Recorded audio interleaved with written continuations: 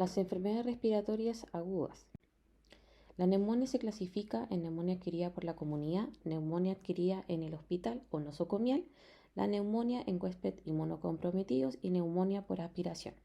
Importante considerar que las causas principales tenemos la de origen bacteriano, vírica, fúngica y las nosocomiales.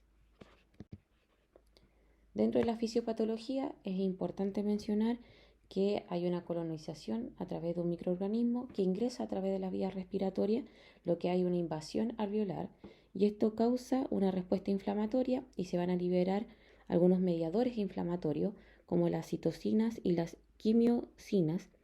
Estas van a activar a la IL-1 provocando la fiebre y la IL-8 que hace de que haya un reclutamiento de los neutrófilos, lo que aumenta la leucocitosis periférica y aumenta la secreción pulmonar, y esto se traduce a un infiltrado pulmonar, ya que nosotros podamos auscultar en los pacientes estos estertores y estos crépitos. También va a haber una sobrecarga capilar, lo que provoca una hipoxemia, y eso se traduce en que vamos a ver a los pacientes mucho más taquimneicos, lo que puede llevar a desencadenar una alcalosis respiratoria. También mencionar que disminuye el volumen pulmonar, disminuye la distensión pulmonar, lo que causa esta disnea en los pacientes. La neumonía adquirida en la comunidad es un proceso inflamatorio pulmonar que es de origen infeccioso que se adquiere a través de un medio comunitario. Generalmente se da en los periodos de otoño e invierno. El microorganismo frecuente es el Streptococcus pneumoniae, pero también tenemos otros microorganismos que pueden conllevar a una NAC, como lo que se conoce como el Mycoplasma pneumoniae, entre otros que ahí se menciona. La neumonía, como es una infección respiratoria aguda, se ha demostrado que si hay un retraso en el inicio del tratamiento antibiótico, se asocia a mayor riesgo y complicaciones, incluso la muerte. Lo importante es realizar la confirmación diagnóstica y para eso es fundamental la observación y el examen físico. Tomar una radiografía de tórax que me va a ayudar a confirmar o descartar el diagnóstico y los signos y síntomas respiratorios, tanto como la tos, la expectoración, la presencia de fiebre, dolor torácico y puede ir asociado también a algunas alteraciones como los signos vitales de saturación, taquipnea o incluso la presencia de crépitos en las bases. Aquí se evidencia una radiografía, en primer lugar, un patrón bronconeumónico en un paciente que durante el ingreso hospitalario desarrolló una neumonía nosocomial y al otro lado se ve una condensación lobular en un paciente con neumonía adquirida en la comunidad. Dentro de la categorización para el NAC se utiliza actualmente los criterios CURPS 65, entendiendo que la neumotecnia corresponde a confusión mental, la urea, la frecuencia respiratoria, la presión arterial y la edad. Si presenta una puntuación de 0 a 1, requiere un manejo ambulatorio el paciente. Si presenta un puntaje de 2, el tratamiento puede ser ambulatorio, pero a lo mejor con supervisión, lo que puede conllevar a una hospitalización de corta estadía. Y si tiene 3 o más, es una hospitalización urgente para tratamiento y se considera el ingreso a UCI si la puntuación es mayor a 4. Acá está el flujograma que se encuentra en la guía clínica. Ya, una vez planteado el diagnóstico de NAC, es importante clasificar la severidad y posterior a eso iniciar el tratamiento antibiótico. Para cubrir las primeras 48 horas es importante seguir evaluando al paciente, ver cómo está la respuesta clínica. Y si el paciente mantiene una mejoría de su estado de salud, se mantiene el tratamiento antimicrobiano por 7 días. Dentro de la terapia antimicrobiana recomendada para las primeras 48 horas, encontramos la amoxicilina de 1 gramo cada 8, amoxicilina con ácido clavulánico. Para pacientes que son alérgicos a la penicilina se puede recomendar la claritromicina y la acitromicina.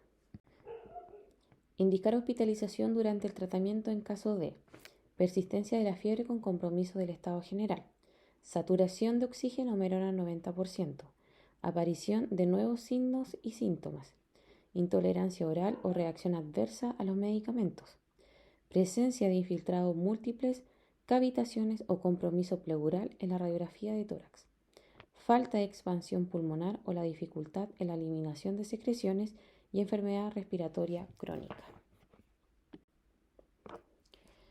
Es importante contar con un equipo multidisciplinario, en este caso el kinesiólogo nos permitirá tener una terapia kinésica, ya sea porque la persona no puede tener una expansión pulmonar adecuada o no puede eliminar las secreciones de forma efectiva, sobre todo en pacientes que ya presentan una patología de base como EPOC y asma.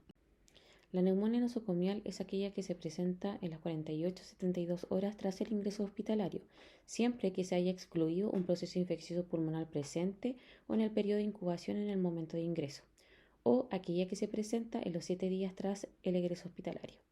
La neumonía nosocomial se asocia mucho a la ventilación mecánica invasiva. Hay factores de riesgo para una neumonía nosocomial.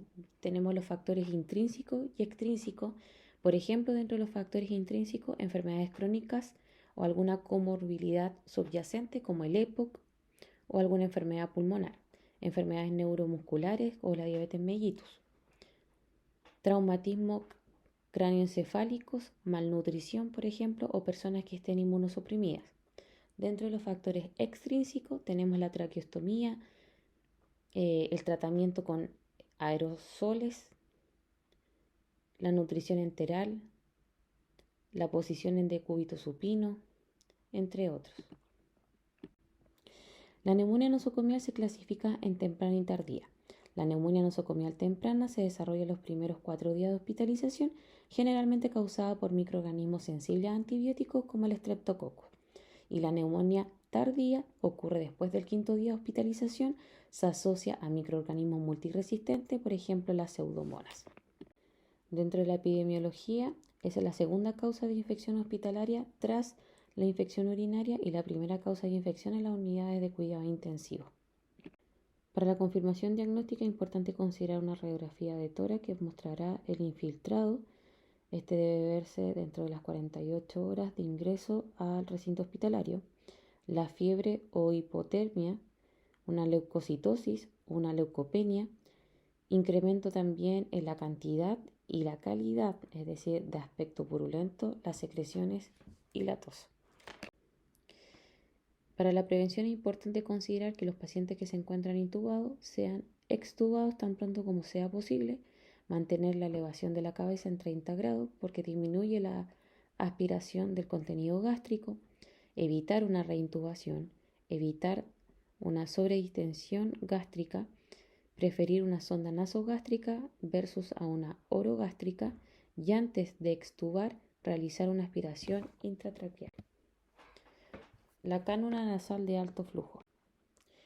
La cánula nasal de alto flujo es considerada un dispositivo dentro de la oxigenoterapia que consiste en la aplicación de un flujo de gas de hasta 60 litros por minuto mediante una cánula nasal. Este sistema es bien tolerado al paciente debido a que a este gas inspirado se encuentra calefaccionado y humidificado a una temperatura que oscila entre los 34 y 37 grados Celsius, lo que entrega una humedad relativa de un 100%. Considerando que la naricera de recirculación convencional ofrece un flujo de 5 litros por minuto, la CENAF puede ofrecer hasta 40 litros por minuto, por ejemplo, considerando que 5 corresponde a oxígeno y los 35 litros por minuto corresponden al aire ambiente, lo que permite este flujo esté en una presión positiva en la zona nasofaringea, disminuyendo el espacio muerto, lo que logra hacer un barrido con el dióxido de carbono. De esta manera, como se disminuye el espacio muerto, aumenta la ventilación alveolar, reduce la disnea y mejora la capacidad residual funcional.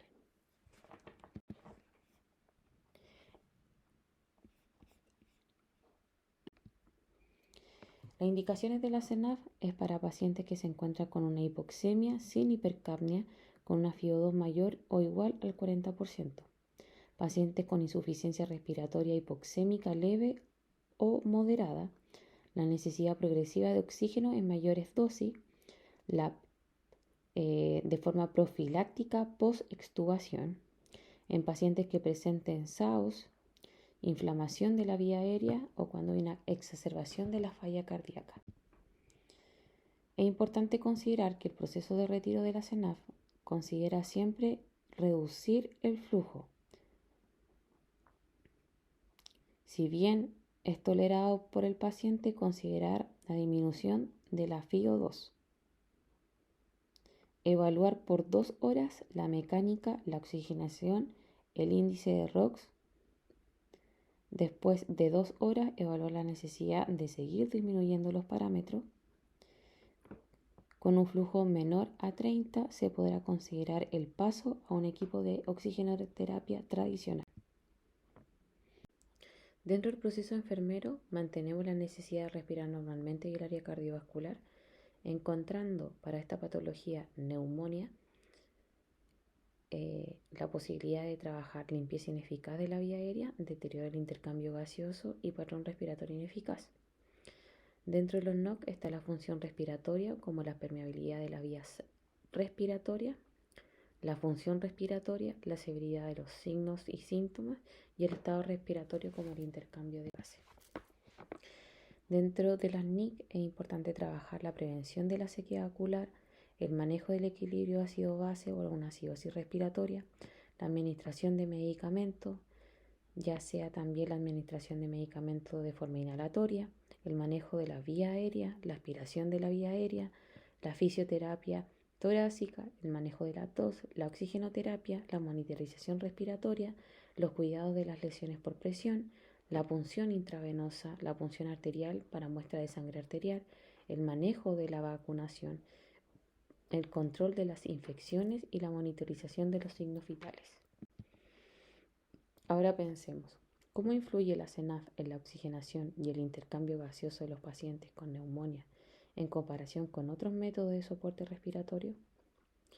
¿Cuál es el impacto del uso de la CENAF en la tasa de intubación y en la evolución clínica de pacientes con neumonía grave? ¿Qué factores clínicos y parámetros fisiológicos pueden precedir el éxito o el fracaso del uso de la CENAF en pacientes con neumonía?